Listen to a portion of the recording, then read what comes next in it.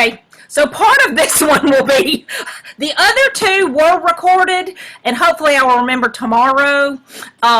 So starting at this point, the recording will be available for you guys. And so you will be able to access these resources, but I would like for you to have it in the handbook so you don't have to go searching through, 3 different videos and etc. So that will be coming out. Nothing big changes, except for one of the big things that we learned is we had kind of thought originally that we would do, that the best way to do self-expression would be when a girl calls in and has her video conference with the judges to just, then put her in the waiting room and then bring her back to do self-expression. Is that how you did it, Jordan? Mm-hmm. It is. Did your judges feel like, I'm hearing from a lot of people that the judges felt like that was actually less of a self-expression and more of just an extension of their interview? So I was lucky in the sense that 2 of my 3 judges had seen that before. So from their program or for judging of flexible program already. So I don't think it was as much of an issue for the judges as it was for the girls.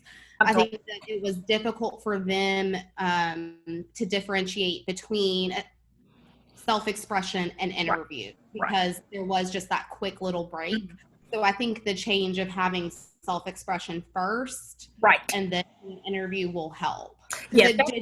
It was an extension of the interview. That's kind of what we are hearing over and over and over from people who did that that way. And again, this is like, we're now finding now that we're all used to Zoom, I can take out the parts where, the other platforms. From what I understand, and I am not the one, I don't know much about what Google Suites allows, but I think that the Google Meet, not the Hangouts, but the Google Meet platform is very similar to Zoom, and it has a lot of the same functions. So that will be what we recommend is either Zoom or the Google Meets because of the functionality of those 2 programs. Also, let me just go ahead and apologize. Apparently my cat is screaming. So I moved to hopefully let her go out, but now she's back on the bed, so who knows what she's doing back there. So that is one thing. That is one big thing. Although we had not thought about it, but y'all saw it in the national program where you can actually do the videos as well, the video submissions. So that is an option too. I put all of them together and then provide the judge's chair with a private link so that they can control the evaluation videos. If you want to put together some sort of digital showcase similar to what the national showcases, I can also make those. Like I said, they won't be as pretty, but we can do that. Okay, Melanie has a question. Just a quick question. In fact, Sure. as we were watching nationals, one of my committee members said, if you have a chance to ask about the submitted videos, find out if for talent you had some guidelines like, is your first recording, that has to be it, or were there really no guidelines? It was just submit your recording. Do you know what I mean? Yes. They were just kind of wondering, is it similar to the live show where it's, here's your first time doing it? And I assumed no. I assumed if it was a sent in video, they probably recorded it a couple of times, but I'm not sure. So I'm just kind of curious, because when you said even with some of these videos that were sent in, what were some of the guidelines with that, I guess? Well, we will give you, and that's one of the things that's going to go in the revision, is because if y'all have looked in the handbook, there is a sample participant handbook. I will be borrowing liberally from what the national program sent out in their handbook to give more guidance. For local level programs, so what I am using when I do, like, in New York, for instance, we don't have a committee in New York, and so we are going to do the at-large video in August, and then we will also do the New York State finals program digitally in October. So they'll be 6 weeks apart. But what we're doing, what I will be directing those participants are, all your videos need to be done on a phone. Nationals allowed the girls to obviously have, real production videos and that kind of thing. But to make it even, especially at a local level, everybody has a cell phone. And to make it an even playing field, I just say, have a friend or your parent video you doing, whatever it is, whichever category it is, on your phone. Turn the phone sideways, for a horizontal orientation, and then make sure that your body, all of your body, is visible. One of the things we know is that, with the digital submissions, they are going to practice. I think y'all heard with the self-expressions. Now, self-expression was the only thing that was very similar to a live process for our national representatives. For those who don't know, they got their questions 2 hours before their appointment with Brian. And then Brian calls them in, and they delivered their preliminary self-expression. Then they were, given some little rest time. And then they were given their fishbowl question to tape their finalist question. So all 50 girls did 2 self-expressions. And y'all just saw the 8 that were, the top 8 finalists on Saturday night, but all of them did that. So that's why those were that way. Now, we saw girls, and we see them, in Mobile and on y'all's local stages, who memorize, and they get up there and they memorize and they present their little memorization. Some of them do it better than others.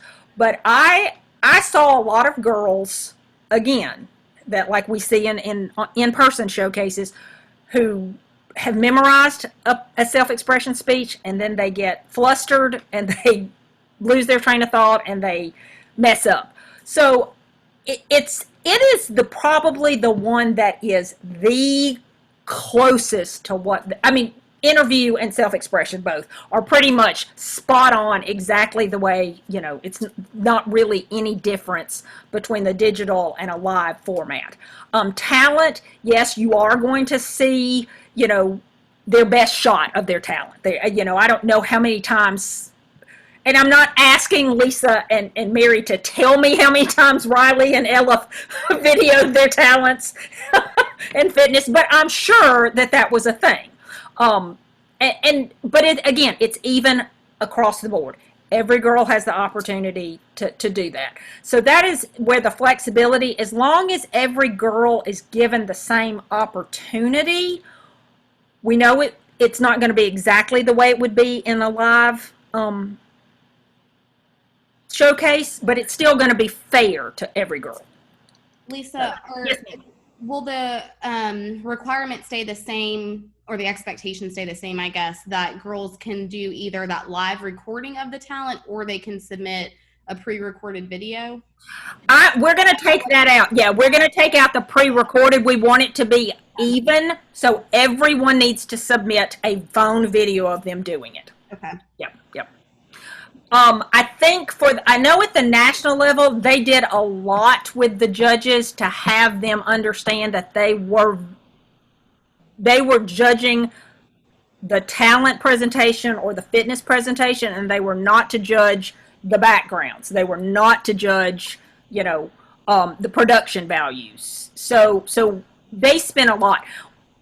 For the local and the states, I would like to make it easier. States, you may, because especially if you in both of y'all's states, you have a fair number of locals that are sending girls to you.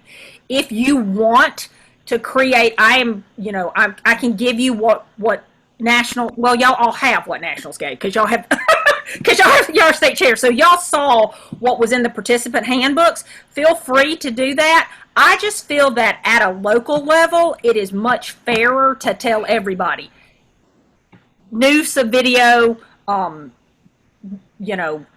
just feel like it's fairer. So that will be going in with the new changes on the flexible local. The other thing that is different that I suggest strongly is for the state program, even though for the flexible format we said you can have as few as 3 judges, I would prefer states try to stay as close to 5 because it is a state program. It just makes more sense to me for y'all to have 5 judges or 4 judges as opposed to, 3 or 4. So that is one request I do. And again, we try very hard to be as flexible as we can, but we do want to kind of maintain the judging standards that we use. And so because the state level is the next step up from the local level, that's why I would like to see y'all have at least 4 judges. The other thing about that is that we allow at the so for us, and again, this is not going to be a hard and fast rule, but for us in South Dakota and New York this year, we are doing, for our at-large girls who have the opportunity to go through the at-large prior to doing the digital state program, if they choose to do the at-large program first, they have the opportunity to be selected as a local representative, the same as Berkeley County, the same as Madison, Idaho, because you're not a county, right? You're just Madison program. And Montgomery. Mm-hmm. Yeah. But so the same concept where they get the bronze medallions, they get, a title, I send them their logos, all, the whole 9 yards of actually being. If they choose not to, and they just want to participate at the state level, in these states where we don't have local networks, we are going to let them come, but they will come as a state finalist. They will not get a title, they will not get a medallion, but they will still have the opportunity to participate. From my personal perspective, I don't know why you wouldn't take the time to do the at-large first, because it gives you practice for the state program. But again, it's not mandatory this year. We're just, we're making it optional, but this is kind of a way to add in, because what we find is you guys who do the local programs, y'all are the reason the rest of us have, volunteer jobs and me have a real job. The local program is where we impact the most number of girls. And it's not just the number of girls, but these are the young women who go back into their communities empowered to make a difference. And so y'all are only picking 1 or 2, or I mean, we do have some locals that pick as many as 5, but we recognize that we do the most good at the local level. And so in the states that don't have locals, we're trying to introduce this local situation, because I don't know about Wisconsin, but like in South Dakota, I'll have 50 girls apply and then I'll have 2 show up. And this has happened all 4 years I've been in the program. But when they don't know what the program is, and they don't have a buy-in or a real connection with our program, it's really easy for them to wait until 2 weeks or the week of or the day of and just not show up to the state program. We are finding that by adding local levels back, even if we don't have in-person local levels, once you tell a young woman, hello, you're the young distinguished young woman of Cornfield County, she and her parents and her schools are very, very invested in her staying in the program and attending. So you have a whole lot less drop-off. Arizona and Nebraska both, they hold real at-large programs, in-person showcase style programs. But they were some of the first that said, just by adding a local level, we are going from losing half of our state participants the month before to having all but 2 show up. And they're both, the retention went way, way up. So that's really, a state thing. But one of the things that you as local chairs are welcome to do is you are welcome to invite girls from the outlying areas who may not be, like, I don't know what North Carolina and South Carolina and Idaho's, local maps look like, but if you have an area that isn't served by a local program that is geographically close, you are more than welcome to invite them to to participate. But again, one of the things we say is make sure they understand they are participating in a different program. They're just going to be at the showcase level with them. But again, it gives you more butts in your seats for it, once we are able to have live showcases again, and it gets more people familiar with our mission and our program, that you can expand into areas that are unserved. So does anybody now? Let me go ahead and ask, because I know that Wisconsin, y'all are not moving your date, right? Y'all are just going to do hybrid? No, we are going to postpone. I just didn't want to do it until after Mobile. Gotcha. Although I did see some of my 2021 girls, because we had a watch party Thursday, Friday, Saturday. I saw, and Dora came to y'all's watch party, didn't she? Pardon me? Dora came to your watch party, didn't she? Yes, she was there Friday night, actually. Yeah. So that was a lot of fun for us. Yeah. Because obviously she's close. Gotcha. Jordan, I told the girls that were there that we are going to postpone. I'm not ready to say we're going digital. Right. Because we've got time. Yes. But I have 9 girls going to state. I know who they are. Good.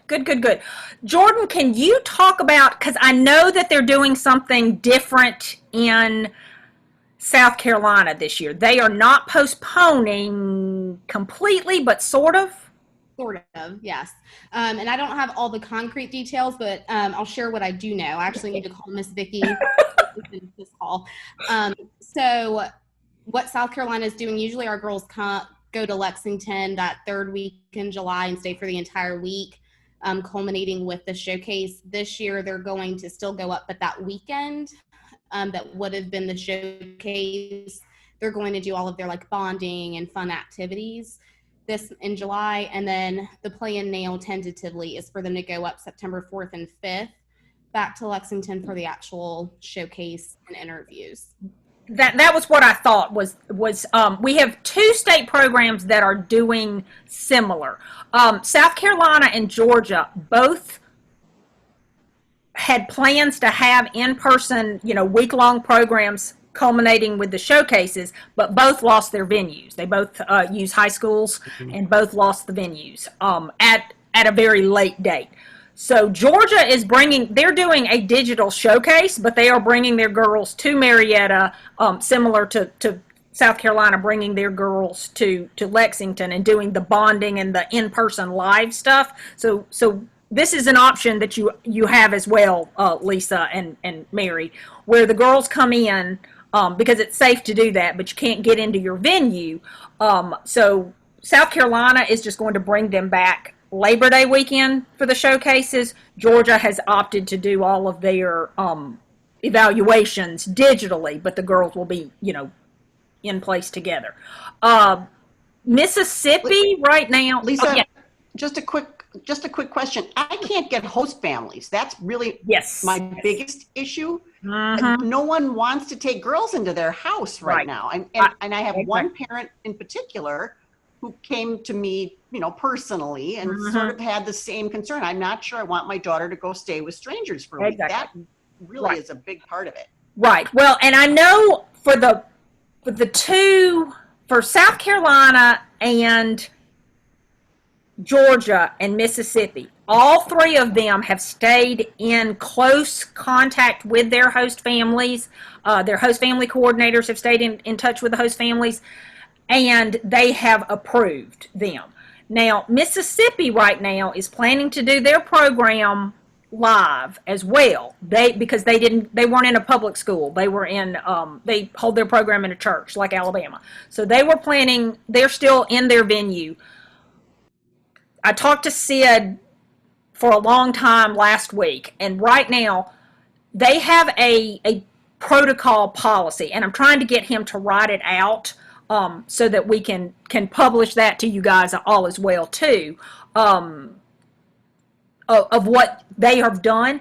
One of the things that he talked about that I hadn't even thought of is not just have they been working with their public health department there in Meridian, they've also been working with the area hospitals.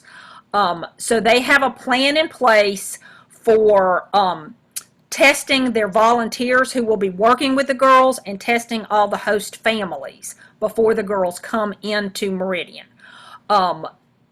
If anyone on the host family side tests positive or refuses to be tested, then they will be housing those girls with their volunteers instead.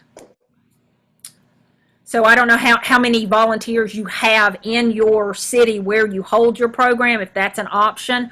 I heard this morning from one of my other NSTs that Maryland has gotten, and again, this is not something that's going to be available to everyone. They have been super blessed that someone who owns a bed and breakfast is donating the use of their bed and breakfast to their state participants for their program weekend. The bed and breakfast has a capacity of 24 people. They have, I think, right at like 14, 18 girls, and so they are housing their committee and their girls in this place, and they have a place where they can do interviews and fitness for the judges live. The only thing that they will not be doing is they don't have a venue that's big enough for talents, so they will be doing video submission talents and then showing it live to the judges during their live showcase. So they won't have a real audience. I think maybe it's going to be, just the girls and the judges and the volunteers, or maybe the girls' parents as well. But again, that is something you could look into maybe, is seeing if anybody has a huge house or knows of a church that has a lot of room, that kind of thing. Right now, Tennessee, they did move their program further into the winter, but they are not doing host families. They are planning on putting the girls in I think it's a church camp is where they're doing them. But both Maryland and Mississippi and Tennessee, in their planning process here, their plans are the girls will get together and be together for the in-person bonding, but there's not going to be all the running around and doing sightseeing and all that. In fact, Sid said to me, the girls will basically be coming to the church and staying at the church. They're going to be around the same people in the same location so that we can cut down as much as possible on any problems with outside germs and that kind of thing. There's a lot of stuff that I hadn't thought about as far as live showcases and live programs, because just because you're having a live program right now, you may or may not be able to have a live showcase. So if you go into the Google Drive where you signed up for this breakout session, there are 2 documents in there right now, both from the Tennessee program that they shared. One is the letter that the Tennessee board sent out when they made the decision to go from a July program to I believe, January program. They have set their decision date for November 30th, but you can see how they worded it to their families. So it says something like, let me pull it up right quick. Sorry about my nose, you guys. Well, maybe if I can get my... And Lisa, if we wanted to plagiarize that, it's okay. Yes, that is what's in there. They put it in there, and it's a Word document, so you can, so that you are able to customize it for you. But it says sample board letter to participants. And Tracy, for those of y'all who don't know, Tracy, the state chair, one of the co-chairs in Tennessee, she is a lawyer, so it is legally, been vetted and everything. The other thing that is in there is one of the Tennessee locals had an in-person program against the against the judgment of the state committee. They didn't tell them they couldn't have an in-person one. So what they did is they gave a waiver. Now, you should know that waivers are not legally enforceable. However, by having people sign waivers, a lot of times they will be less likely to sue you. So it's there if you want to use it. And like I said, Tracy has seen it, so it's legally sound. Whether it's legally enforceable, but if that is something that would make your committee or your parents feel better, there is also a sample waiver, participant waiver in that. And so probably what I'm going to do is anything that is specific to COVID will go, any documents that people have to share that you can use and customize will go in this drive, as opposed to going on the website. And the reason being is the website is for stuff that will be there always. And this is the stuff that is just hopefully going to be as long as we are on quarantine and pandemic. This is the stuff that we hope will go away and we will never have this again. But yeah. So we do want Lisa, I have a question about the calendar. Yes. The Google calendar that we can see. Would there be a way for you to indicate in that calendar if a program is in person or digital? Yes, actually. Just so that we would be Sure. So we could reach out to those chairs? Yes. I will try to go ahead and go back and do all the ones that have already taken place that I know. And then it should be open for people to edit. Now, I don't know if the locals, I may have to go in, you may have to, I think right now that all the states are editors, but not all the locals. So I may need to go in and start working on that now that we're done with the national program. That way y'all can all, because I do want, and I need to do that eventually, so that's a good summer project for me, is to get all of y'all access to the calendar. And you can actually write in there when you enter yours, so y'all will all have editor permissions. Y'all will be able to say, digital showcase or, live showcase, whatever like that. But yeah, I will definitely go back and try to get everybody who has already up till now had a 2021 program on there, and that way y'all can see who has used digital formats and who has used hybrid formats and who has done, was able to sneak in a real program. Lisa, the program you were speaking about that's working closely with their hospitals, are they also having the girls get tested prior to coming to state? Yep, they are testing everybody. And one of the things that the volunteers and the host families will be tested starting 2 weeks prior to the girls arriving. And then they will be tested some other, additional times. The girls will be tested when they arrive. And they will be doing the taking their temperatures and all that kind of stuff. So anybody who has a temperature over 100.4 or higher will be sent home immediately, which is really kind of horrid. And then any girl who test comes back positive will be isolated and retested, and if second test comes back positive, they will be sent home. I mean, we hate that, but I don't know any other way to do it. Better safe than sorry. It is, yes, most definitely. And and it's one of the things I've heard a lot of people who are, it's so funny, the vast majority of people who watch the showcases and who have worked with the state classes with Riley and Elif have all been super happy that we were able to do this.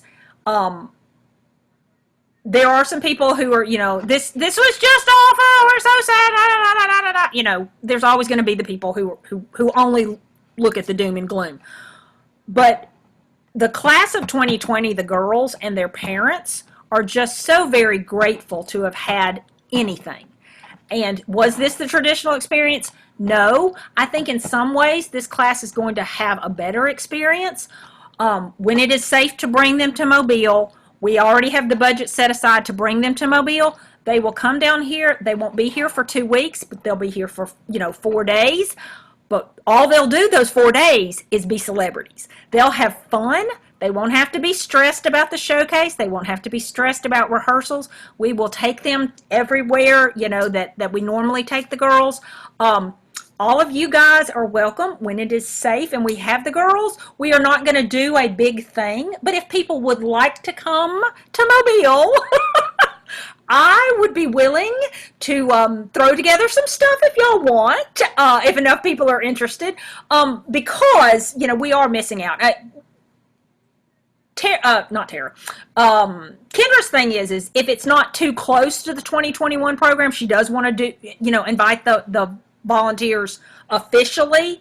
But her thing is she doesn't want y'all to come in March and then turn around and come again in July. I think there are people who probably would be willing to do it, and if you are willing to do it, you will be welcome. But you know, it's definitely going to be different for this group, but I am hoping that that different won't mean less. Lisa, the other thing I heard they're saying is they're all going to go has-beens next year, or more of them will go as has-beens next year. I do know that they are looking at that. I do not know exactly how much it will be, but you know, because I don't know how many of y'all know. I know the two state chairs and Marty know that I don't have anything to do with the national program itself. I really work only with you guys. So I don't have any input into what is going on. They will tell me what they decide to do, and then I will share with y'all. But yeah. And another thing is I hope that all of y'all know that when it is safe and we do open up Mobile again for our class and our volunteers, y'all don't have to have a state winner to come to Mobile. I would love for y'all to come and enjoy our city. It is a vacation destination. We have a lot of amazing stuff for little people all the way up to adults. I don't know if Dylan plays golf, but we have some really great golf courses down here. Somebody, I don't remember, one of the state chairs just recently convinced her husband to come for the first time. She'd been state chair for several years, and she said, just found out about your Robert Trent Jones course. And so he came and played the golf down here, a couple of really great ones. So yeah.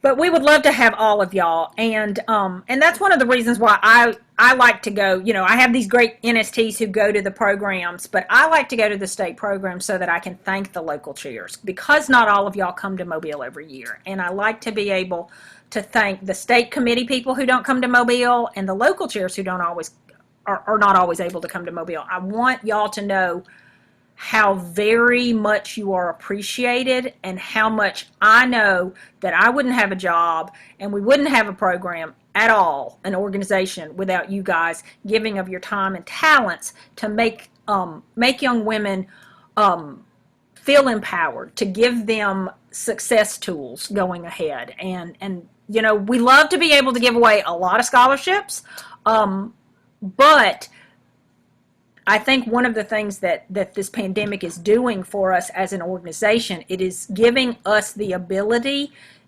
to push the non-monetary benefits of our program, because not every young woman is going to walk away with a medallion, and not every young woman is going to walk away with a cash scholarship, and not every young woman is going to qualify to take advantage of our, you know, generous college granted partnerships.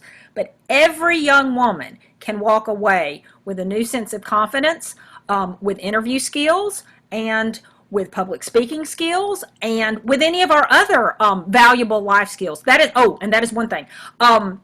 Lots of people, because of the digital format that we are finding ourselves in, are making digital life skills workshops. I'm asking everybody, if you do one, please save it, video it, and send it to me. I can send you a link so that you can easily send videos to me, but I have a small playlist of life skills workshops, but I'm going to expand that so that people have these available to them to use from now on. And you don't have to show the videos to your classes. It may be that you watch somebody's video and say, I have a friend in, finance who could come and do a fun workshop. Because one of the great things about the life skills workshops is, and I had hoped to be able to present, but, you know, with everything being the way it is, so maybe next year for the volunteer workshop, I would like to have someone do a presentation on recruiting life skills presenters from your community, and having them, because what I am finding when I go into visit state programs is they are inviting people in to meet their classes. They're doing a life skills presentation, and then they're saying, oh my gosh, what a great group of girls. I've been to 2 different state programs in the 2020 program year that state life skills presenters whipped out their checkbooks and wrote a check. I've had several state chairs say that that after doing a life skills workshop, they're like, what can I do to be a part of this organization? So the life skills workshops are not only beneficial for our girls, they've been hugely beneficial for our volunteers, both in terms of manpower and sometimes financial benefits as well. So, Lisa, I have a real quick question. Sure. This is going back to the testing. You were saying that the girls were going to be tested when they came in. Are they talking about doing a rapid test, or what is? I'm going to tell you to email Sid at Mississippi because I do not know. I believe the plan is to do not the antibody test for the first test, and then if they test positive, to do the antibody test. I believe that's what it is. He used some acronyms that I didn't really understand. I will be honest, I am one of those terribly frightened people. I have been out of my house I have been out of my yard exactly 5 times since the 3rd week of March. So I don't know about the test because I don't see anybody that I haven't, given birth to or am married to. So I don't need a test. But I'm concerned about the cost because, Yeah. right now you can get free testing, Mhm. but if, there's been threats to stop that. Yep.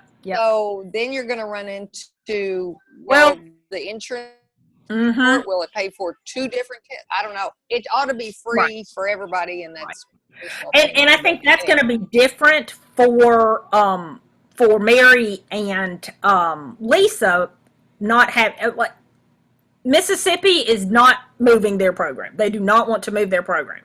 So they are setting up for something that will happen in 3 weeks versus, way down the road, couple of months down the road.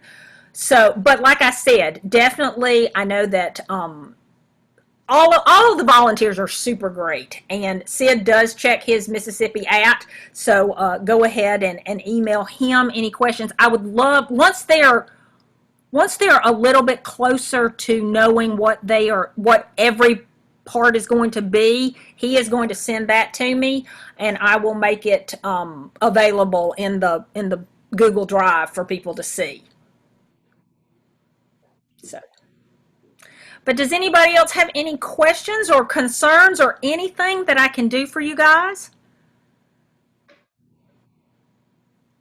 Well, we are super, super glad that I love being able to see y'all's faces.